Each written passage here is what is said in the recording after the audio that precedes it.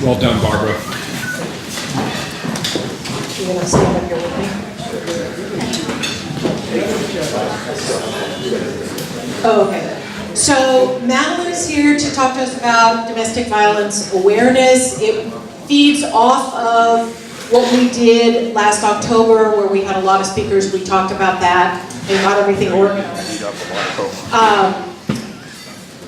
Madeline Keegan O'Connell is the Chief Executive Officer of the YWCA. In 2012, Ms. O'Connell was named CEO of the YWCA, Sonoma County, the community's domestic violence center provider since 1975. YWCA operates the county's only safe house shelter for women and children fleeing violence at the home. This is really important.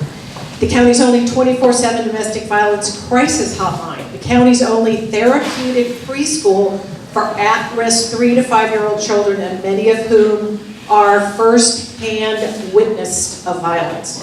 Mrs. O'Connell joined the organization in the spring of 2012, assuming the leadership role of managing the staff of 36 and responsibility for the sustainability of $2.1 million budget. She has made it her personal mission to raise awareness of YWCA's work in the local community. A graduate of the University of San Francisco, where she was included in the Dean's List for Academic Achievement, which I can't say, Mrs. O'Connell holds a bachelor's degree in organizational behavior. Madeline and her husband Kevin reside in Santa Rosa along with their boys Johnny, age 8, and Nicholas, age 6. Please welcome me in joining Madeline. Can we give her a good Rotary Sunrise welcome? How do you do? Is there anything we can do for you? Thanks for coming here today. We are with you all the way. How do you do on the speaker? How do you do? How do I do? I do great. Gosh, deep breath. I had someone tell me in recent months that the one emotion that human beings feel and stop feeling the quickest is gratitude. Of all the things that we feel, sadness and happiness and anger and so forth, it's gratitude. And I said, no, not so at the YWCA Sonoma County. We are tremendously grateful and thankful. And I just wanted to say, leaving my house in the dark this morning at 6:30 in Santa Rosa, I was thankful that you invited me because I got to see that beautiful moon. And I know many of you were out there seeing it too. And I drove through some fog, and then when I got here, I got to see that moon again. So thank you for bringing me out so early. You know, I'm reminded in speaking with your club, just how deep our relationship goes in terms of the YWCA and Rotary. And Michael pulled this out of his wallet this morning, and this is a card that Ms. Peggy Rogers, I believe, is principally responsible for. It lists your club and the Santa Rosa, do we call it the noontime club? The lunch, Sebastopol, I'm sorry, club. And we're partnered here on this card. The logo of the YWCA and our slogan, A Brand New Day, along with Rotary International, and that makes me feel really, really happy and glad. And I want you to know that I'm here with an invitation for you. I'm going to share several points, but today I really want to make it clear that I'm inviting you to come and learn more about what YWCA does for families affected by domestic violence here in Sonoma County. And it's kind of unusual that I would do this, but I've learned in the 6 years that I've been at the YWCA that domestic violence is the thing that people really don't want to talk about. Victims don't want you to know, abusers certainly don't want you to know, and in a way, the gentleman that spoke about, the hoarders and what was going on inside the home, it sort of, for me, there was a connection about, yes, and those are things that people don't want you to know that they're doing, maybe years and years of garbage in the backyard, years and years of abuse inside of a home. These are the things people don't want to talk about. And what is YWCA doing about it? Well, you heard in my introduction, I've made it my personal mission to create awareness. And again, here I am with some thanks. Thank you for inviting me today, and thank you for allowing me to share what we do with all of you. I'm inviting you to come and have an agency tour. And it would start at the administrative home of the YWCA. We would sit and kind of connect with each other. I will have a confidentiality agreement that I will ask anyone who comes to visit, Peggy knows very well, to sign, because from the administrative office, I will take you first to our preschool. And that's one of the hallmarks of our program. You heard it mentioned in my introduction. It is the one and only therapeutic preschool in Sonoma County, and that's a shame. And I'm here to change that. If I'm successful in receiving support, I know that the YWCA could operate a therapeutic preschool in every city and town in Sonoma County. And I think once we had one, we probably need another 5 in each city and county. And I see some nodding heads. And so what's the definition of a therapeutic preschool? Well, it's a place where 3-, 4-, and 5-year-old children receive counseling. And so let's just pause on that for a moment. Mental health for a 3-year-old child. Someone who has experienced violence in their home or seen the person that they love, their caregiver, one of their parents or a close relative experiencing violence in the home. It's very traumatic. So we have children arrive at our school. I can picture one little girl who was non-auditory. Now you heard earlier I have little boys, 6 and 8. We better update my bio. They're 9 and 7, but that's okay. And there are days that I wish they were a little non-auditory too. Those of you with children or grandchildren know exactly what I'm talking about. But in all seriousness, the little girl was so traumatized by the ACEs, okay, adverse childhood experiences that she had in her home, that she was not speaking. So through our therapy program, through our specially trained teachers, we broke through with her. And by the time she spent 2 years with us, trust me, she was a little chatterbox. And she was ready to go to kindergarten. And so that is one of the ways that YWCA is supporting families affected by domestic violence. Our preschool and our therapy program, which is not exclusive to our preschool, it's for anyone in the community that contacts us. From the preschool and the therapy program, I will take you to the confidential safe house shelter. I will take you there. Peggy, been there. And I need to ask everyone who signs the confidentiality agreement to really hold that to be true. Now we've owned this home. It is a turn-of-the-century Queen Anne Victorian home. It's 3 stories, so be prepared to do a little bit of walking. 7 bedrooms, 27 beds, 2 kitchens, 3 bathrooms, a playroom for little kids, a family room for adults. We have therapy rooms in this home, and it's really quite a treasure. And we've worked very hard in recent years to improve it. We don't have the kind of overgrowth that you talked about, but if you ever saw that movie Money Pit, it's a little like the Shelley Long story, right, with the bathtub. But that hasn't happened yet. We keep improving it every day. So those are really the hallmarks of our program. I want to take a pause for just a moment because we've been working hard this morning on a video. And I'd like to just show you the video. It's very brief. And then I'd like to I think these conversations work better if there's some interaction with all of us. So I'd like to ask for your questions. And we'll be right back.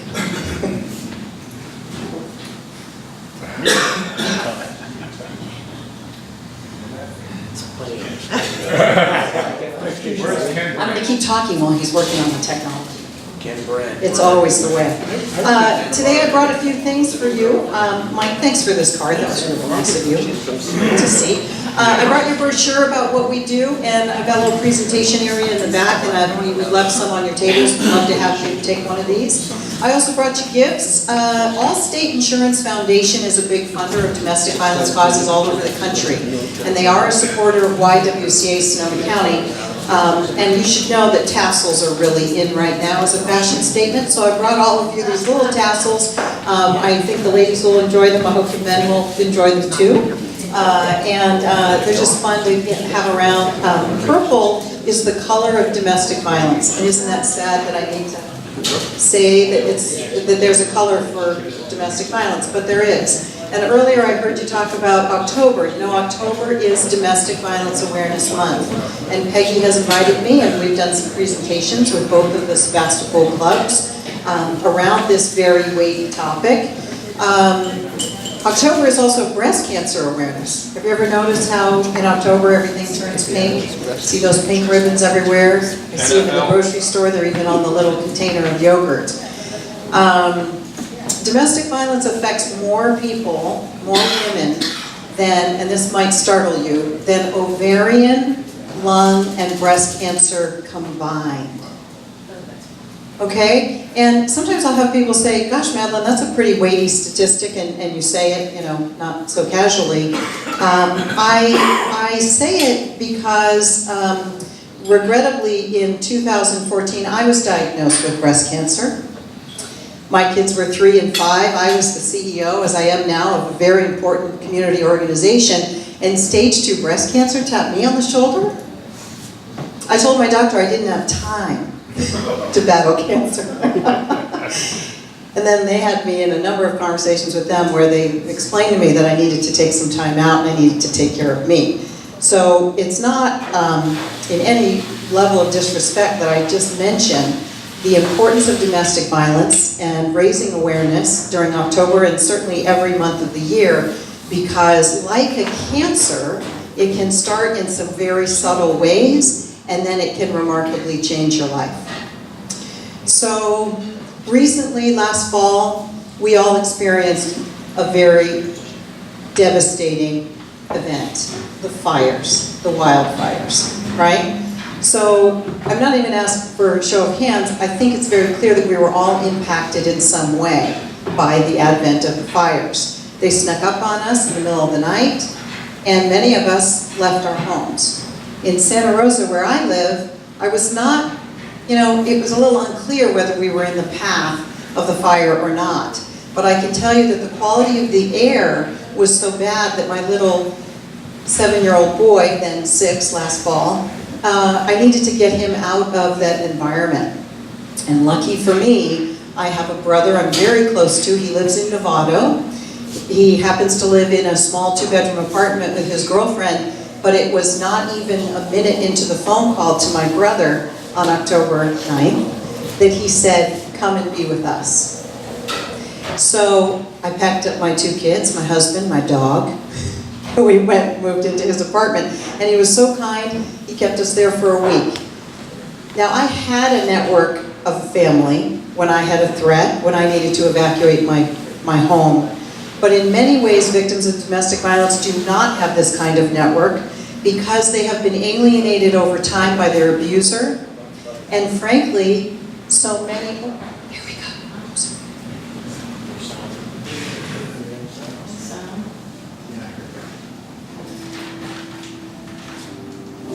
Jerry!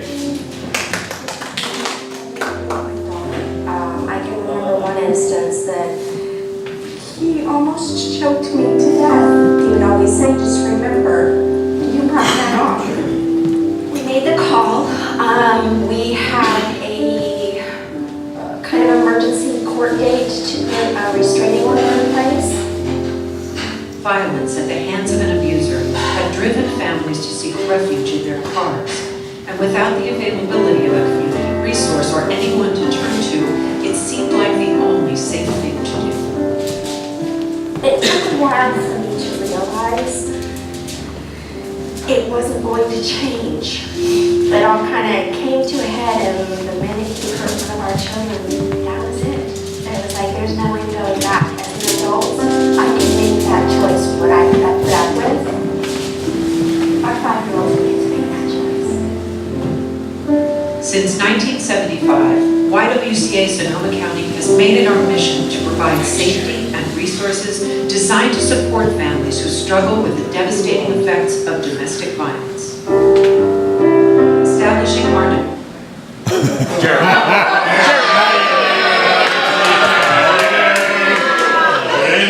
Thanks for your help, Jerry. Winner of the campaign.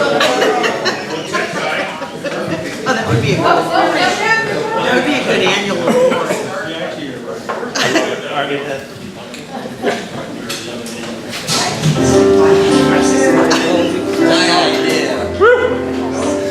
Next came the addition of YWCA's Safe House. Thanks for the help, Jerry. And church to separate and refuge for victims and their children. Our house in Fountain Grove to living in a safe house. My kids thought it was greatest thing ever. There were other kids to play with, there were all their moms, and I just thought, Between the ages of 3 and 5 years old, children experience the most brain development and are therefore most susceptible to the effects of violence in their young lives. A special place in preschool supports loving, at-risk families with year-round preschool programs specially designed to prepare young children to be socially and emotionally ready for their demands in kindergarten and beyond. Meet Michael, a graduate of IWCA's therapeutic preschool. I was a pretty angry kid. There was a kid that kept calling me gorilla, and I just hated it. And I asked him to stop, and he didn't. I just lost it, and I kind of pounced on him from the monkey bars, and I just started elbowing him. And I remember feeling really terribly about it afterward. If I hadn't been in this particular preschool, I don't think I would have been as sorry or empathetic for the actions. It was a safe place to really have feelings, and I kind of learned that I had options. I didn't have to react violently or angrily. I could go in the corner and rip a newspaper. I could go to a quiet space and just relax. If I hadn't come here, then I would have totally been just written off. I don't think that I would be where I am now, attending college. YWCA, among the families in our care, has an over 90% success rate. That means over 90% of victims in our care do not return to their abusers. That's a lot of lives changed. they kind of get you back on track for normal life stuff, that you don't realize that you're not doing it in a situation. And truly, honestly, they will never be as the decision I made in my life. Locally and nationally, 1 in 4 families will experience domestic violence. That's a lot of people that we don't know. Please, give generously. Your support is crucial to our efforts.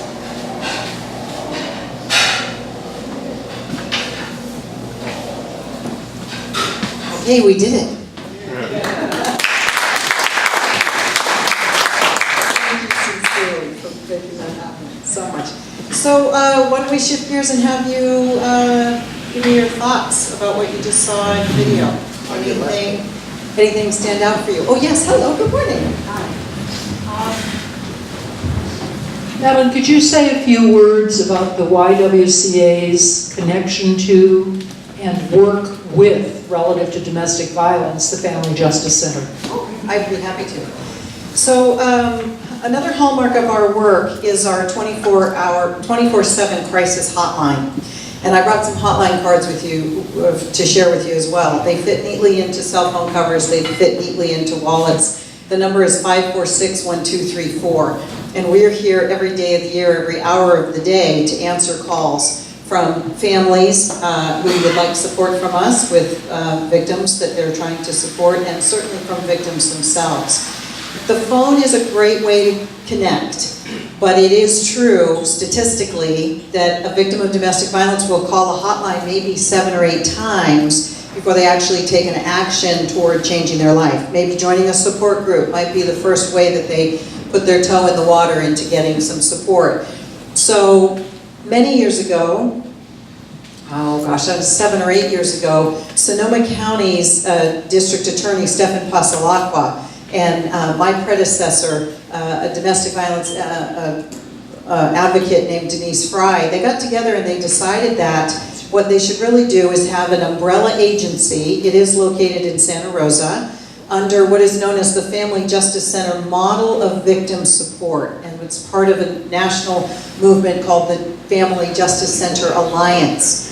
And oftentimes I'm on a podium of speakers along with our current district attorney, Jill Ravitch, and I've heard her say that the Family Justice Center is a one-stop shop for victim advocacy services. And that's kind of an interesting way of putting it. You have to understand that many people who deal with domestic violence are also dealing with situations like not having a car.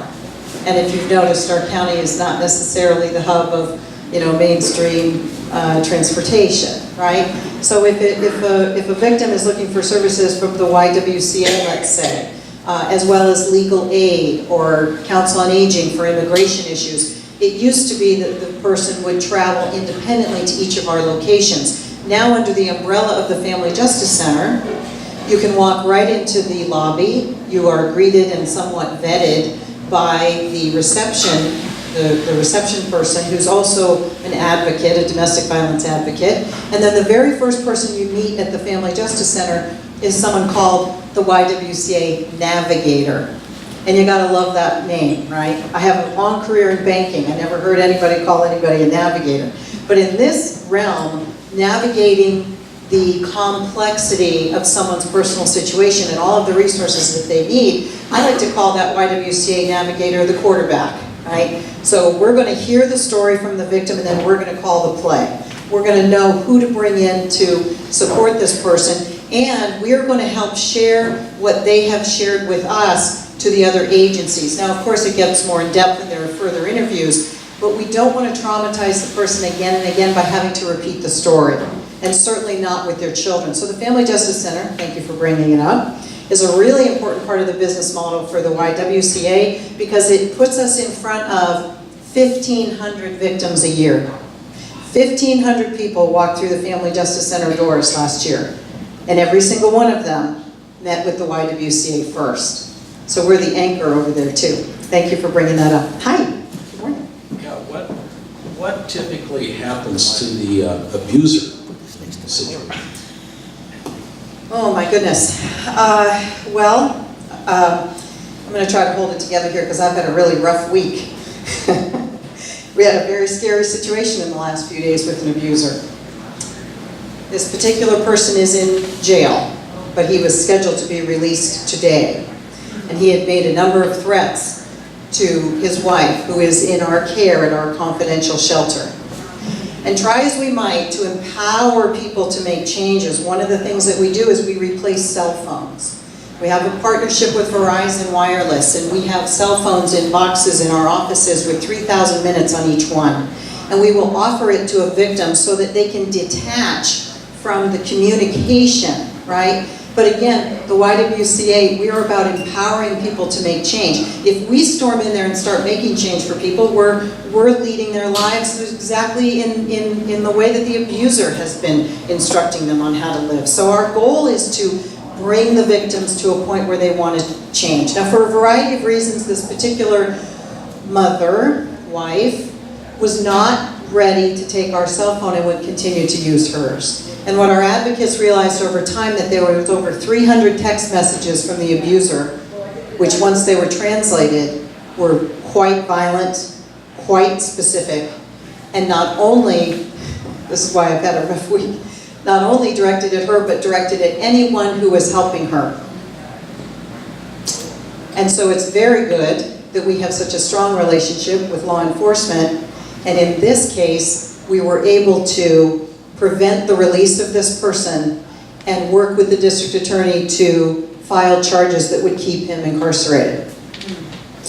That was a rough thing for us. I'm not sure I've answered your question completely because every situation is so uniquely different. Is there anything to address the abuser's sickness? Yes, there is. Yes, as opposed to just locking them up, right. YWCA in our therapy program, you saw anger management come across. That's not necessarily rehabilitating abusers. We don't have a program like that right now. However, there is an organization in Sonoma County, perhaps you've heard of it, MEN, Men Evolving Nonviolently, and they have a curriculum where it's being addressed. Our goal is to partner with Sonoma County Family Court and have them create a situation where anger management counseling, abuse counseling would be required of abusers who are in that system. Yeah.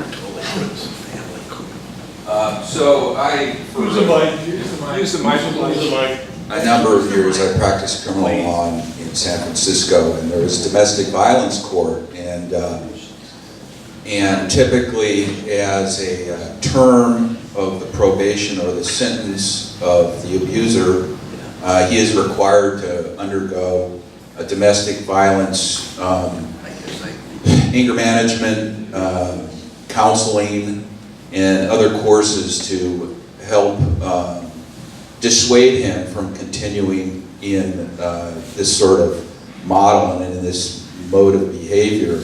But typically that's part of his sentence or the terms of his probation, and if he fails to follow through and to go to all of his classes, his probation will be violated and he will be placed back in jail, typically in jail or in prison. And oftentimes these sentences are felony sentences, so there's serious consequences in the abuser's life. In jail and in prison, there are programs to help these people, and I don't know what the recidivism rate is, but this is a problem. It's a problem on both sides of the fence, and certainly the abusers, we're doing what we can, but it's a continuing problem.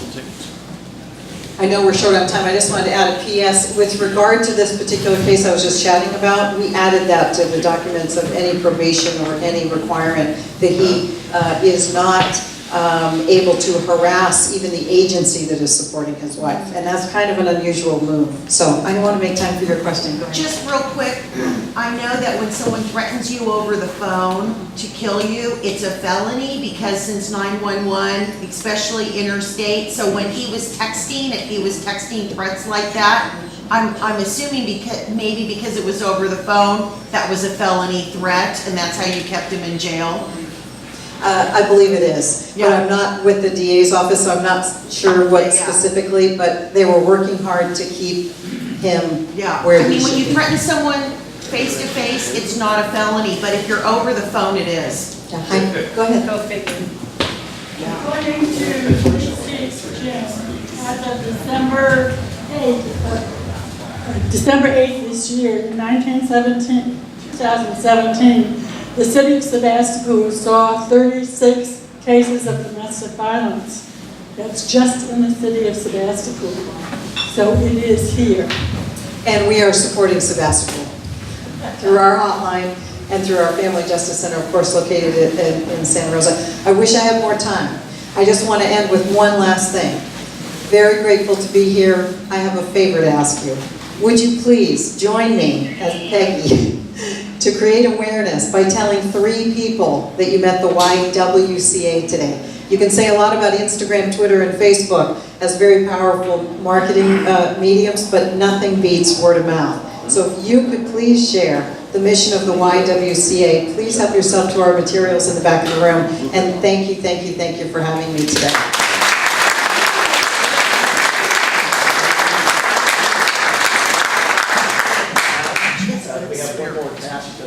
By the way, would you be willing to stick around? I know there were still several other questions. If you'd stick around, we can get a few more questions. We have a raffle every week, and so if you would do the honor of picking the winning ticket, then our person will get the opportunity to draw from the deck. Yeah. Now, he expects me to read it. It starts with 666, and the last 3 numbers are 334. Does that help? 334. That helps, but it's not mine. 668. 334. Okay. Present to win, I guess. Try it again. Yep. Must be awake.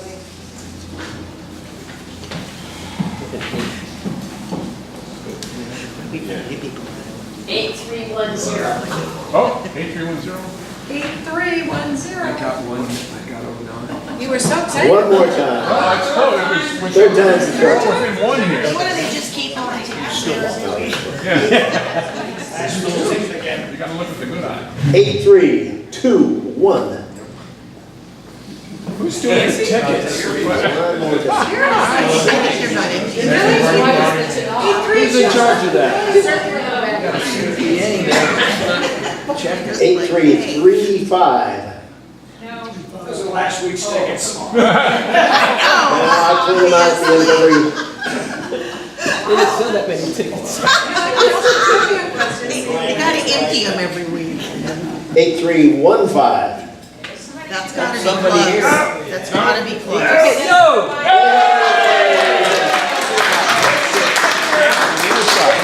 I mean, if it's going 3, it's gotta be close. Brian Bauer was kind enough to donate the gifts.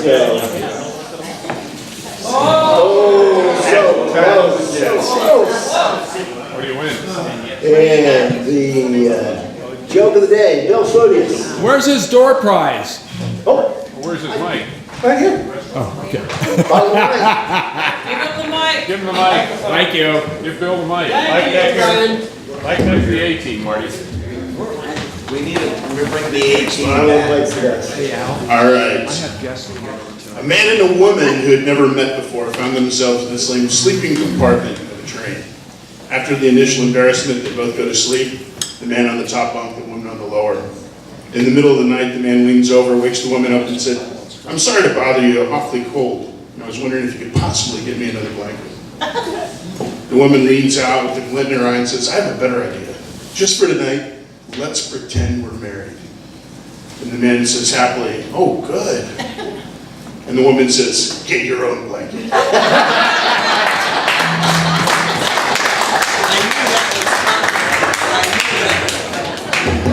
So I didn't have an additional joke this week, but I did have a little humorous moment to share with you.